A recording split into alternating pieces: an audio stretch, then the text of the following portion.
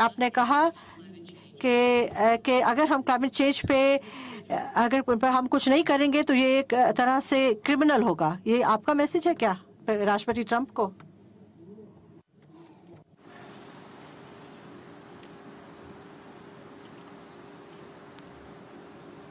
आप पत्रकारिता से जुड़ी हुई हैं, इसलिए गरमागरम न्यूज़ बनाने के लिए किस चीज़ को कहाँ जोड़ देना वो शायद ज़्यादा आपको अच्छा लगता होगा। मैं तो बहुत सिंपल वे में न्यू इंडिया का, भारत का सपना क्या है वो कह रहा था। और दूसरा, मैंने 5000 साल पुराने जो वेदों की रचना हुई है उस वेद का उल्लेख किया है जो 5000 साल पहले किया था, मैं भी पैदा नहीं हुआ था, जिसमें कहा गया था कि मनुष्य को प्रकृति का मिल्किंग ऑफ नेचर ये हमें हक है। एक्सप्लॉयटेशन ऑफ द नेचर इसका हमें हक नहीं है। ये हमारे यहाँ 5000 साल पहले कहा गया है, मैंने सिर्फ उसका उल्लेख किया है। दूसरा, 3 दिन पहले जर्मनी में मुझे ये सवाल पूछा गया था और वो तब तो और किसी का बयान भी नहीं आया था। और जर्मनी में मैंने कहा था कि पेरिस और नो पेरिस, हमारा ये कन्विक्शन है, हमारा ये संस्कार है, हमारी सांस्कृतिक परंपरा है कि हम लोगों को हमारी भावी पीढ़ी के हक का जो है उसको छीनने का हक नहीं है। हमारी भविष्य में आने वाली पीढ़ियों के लिए हमें ऐसी सुंदर पृथ्वी छोड़ के जाना चाहिए ताकि वे भी सुख चैन की जिंदगी जी सकें, शुद्ध हवा ले सकें और अच्छी तरह गुजारा कर सकें।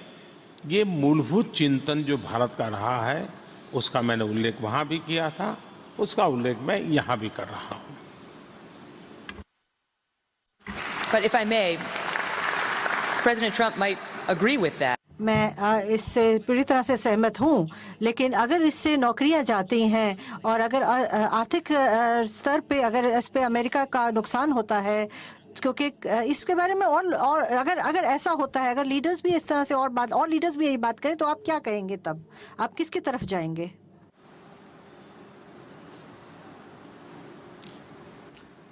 मुझे नहीं लगता है कि ये विषय मैं इसकी तरफ जाऊं कि उसकी तरफ जाऊं। ये विषय यह है कि मैं मेरी भावी पीढ़ी की तरफ जाऊंगा। जो पीढ़ी अभी पैदा नहीं हुई है, आने वाली सदियों में जो पीढ़ी को जन्म लेना है, मैं उनके पक्ष में जाऊंगा। आप अगर कुछ अपने चाइना के साथ रिश्ते और रशिया के साथ रिश्ते के बारे में कुछ कहें। राष्ट्रपति पुतिन के साथ आपके रिश्ते बहुत अच्छे हैं, ये आपके लिए अच्छा है या आपके लिए ये एक रुकावट बन जाता है औरों के साथ आपके संबंधों में? और या मतलब इसका कुछ और देखना चाहिए और इस तरीके से इसको देखना चाहिए?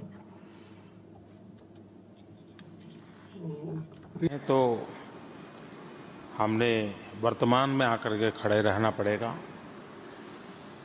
आज से 20 साल, 25 साल, 30 पहले जैसी दुनिया थी वैसी दुनिया आज नहीं है। आज बाइपोलर विश्व नहीं है। आज पूरी दुनिया इंटरकनेक्टेड है, इंटरडिपेंडेंट है। और इसलिए दुनिया के हर देशों में आपने देखा होगा कि हर देश के साथ किसी न किसी रूप में से जुड़ा हुआ है। 2-4 डिस्प्यूट के मुद्दे होंगे तो 2-4 सहयोग के मुद्दे होंगे, लेकिन सब लोग साथ चलने का प्रयास करते हैं। अपने ध्यान में आया होगा रशिया और भारत के संबंध, मेरे भाषण में भी उल्लेख करा, बड़े विश्वास की धरातल पर खरे उतरे हैं।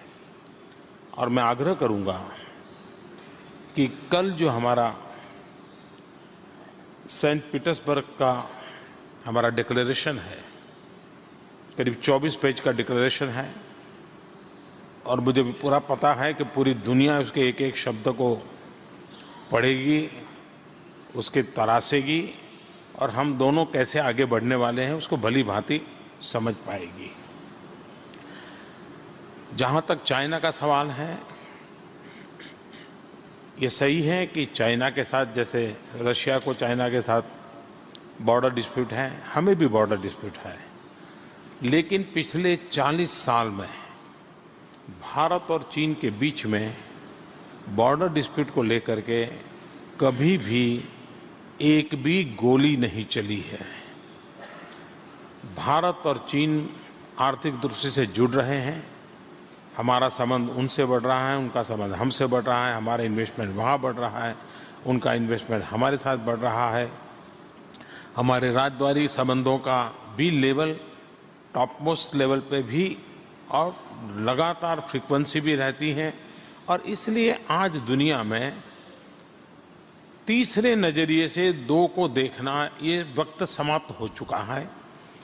रशिया को भी मालूम है हमारे और चीन के संबंध कैसे हैं, हमें भी मालूम है चीन और रशिया के संबंध क्या है, चीन को भी मालूम है भारत और रशिया के संबंध बराबर है कैसे हैं। उसके बावजूद भी जैसा राष्ट्रपति पुतिन ने कहा, ब्रिक्स के अंदर हम पांचों देश कंधे से कंधा मिलाकर के काम कर रहे हैं। दो महत्वपूर्ण इंस्टीट्यूशंस हमने मिलकर के बनाई हैं। चाइना ने एक बैंक का इनिशिएटिव लिया, उस बैंक के प्रमोशन में हम भी भागीदार हैं। ब्रिक्स ने एक बैंक का इनिशिएटिव लिया जिसके अंदर चाइना का नेतृत्व है, भारत उनके सहयोग में है और ब्रिक्स कंट्री साथ में है। और इसलिए दुनिया इंटरकनेक्टेड है, इंटरडिपेंडेंट है और भारत सबका साथ सबका विकास इस मंत्र को लेकर के जब चल रहे हैं, तब वो सिर्फ भारत की जनता से जुड़ा हुआ विषय नहीं है। हम सभी देशों को साथ लेकर के, सबको साथ लेकर के हम विकास की दिशा में आगे बढ़ना, इसी एक मुद्दे को लेकर के काम कर रहे हैं।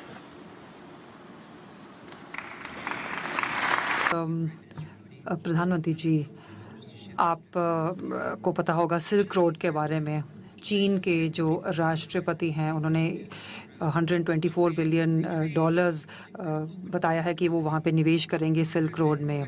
हमारे प्रेसिडेंट ने फ्री ट्रेड एग्रीमेंट को थोड़ा क्वेश्चन किया है, तो आपका क्या पोजीशन है इस पे?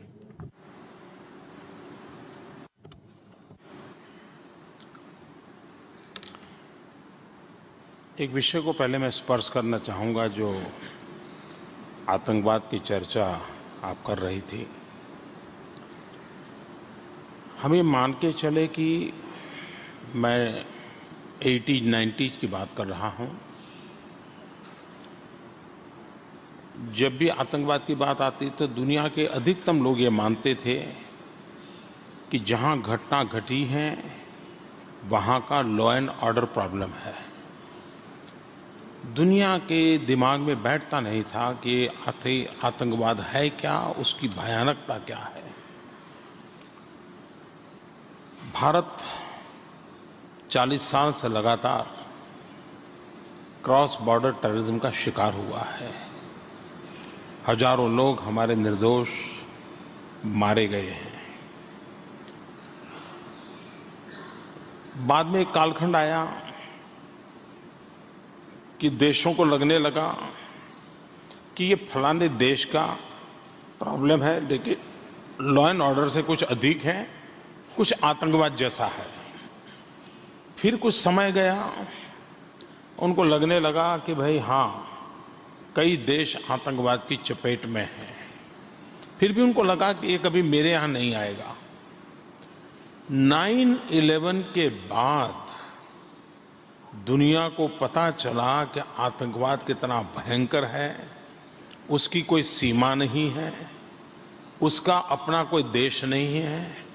वो जहां भी मानवता है, आतंकवाद जाकर के मानवता को समाप्त करने के लिए कृत संकल्प है। ऐसी स्थिति में समय की मांग है कि हम स्पेसिफिक घटनाओं की चर्चा से ऊपर उठ करके, आतंकवाद ये मानवता का भयंकर दुश्मन है, ये मानवता को नष्ट करेगा। मानवतावादी सभी शक्तियों ने एकत्र आकर के आतंकवाद के खिलाफ लड़ना चाहिए। तभी जाकर के इतने बड़े भयंकर संकट से हम मानवता को बचा पाएंगे। आप जानकर के हैरान होंगे, यहाँ यूएन जनरल सेक्रेटरी बैठे हैं, 40 साल हुए यूएन में एक रिजोल्यूशन पड़ा हुआ है आतंकवाद की डेफिनेशन करने के लिए। आतंकवादी कौन है, आतंकवाद की मदद किसको माना जाएगा, उसके लिए दुनिया का व्यू क्या होगा, वो 40 साल हो गए। सब लिप सिंपैथी दिखाते हैं आतंकवाद के लिए, लेकिन वो बिल पे न चर्चा होती है न निर्णय होता है। मुझे खुशी है कि राष्ट्रपति पुतिन ने कल पब्लिकली कहा है कि वे यूनाइटेड नेशन में इस मसले का को आगे लाएंगे और उसकी चर्चा करेंगे। आज देश को दूसरी बात है, जब आतंकवाद की हम चर्चा करते हैं तो आतंकवादी कोई वेपन का मैन्युफैक्चरिंग तो करते नहीं है, कोई देश है जो उनको वेपन देता है। आतंकवादी करेंसी तो मैन्युफैक्चर नहीं करते हैं, कोई न कोई देश है जो मनी लॉन्ड्रिंग से उनको पैसा देता है। आतंकवाद की अपनी टेलीकम्युनिकेशन सिस्टम नहीं है, सोशल मीडिया नहीं है, कोई तो व्यवस्था है जो उनको ये मदद करती है। कोई न कोई देश बैड टेररिज्म, गुड टेररिज्म, मेरा टेररिज्म, तेरा टेररिज्म, ये ख्यालों से बाहर आकर के ये मानवता का मुद्दा है, मानवता की रक्षा का मुद्दा है, उस मिजाज से हम अगर काम करेंगे तब जाकर के मैं समझता हूं कि आतंकवाद के खिलाफ लड़ाई लड़ी जा सकती है। और रशिया, भारत इस विषय में विस्तार से चर्चा करता रहा है। दूसरी बात आपने कही फ्री ट्रेड एग्रीमेंट की। भारत तो ओपन इकोनॉमी में विश्वास करता है, भारत ने सारे निर्णय उसी दिशा में किए हैं।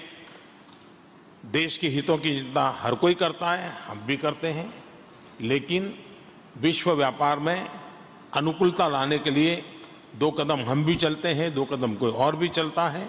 लेकिन आवश्यकता ये है कि विश्व का आर्थिक जो माहौल बना है और आज जो ग्लोबल इकोनॉमी का एरा है, उसमें हम एक दूसरे को जितनी मदद कर सकें उतना अच्छा होगा।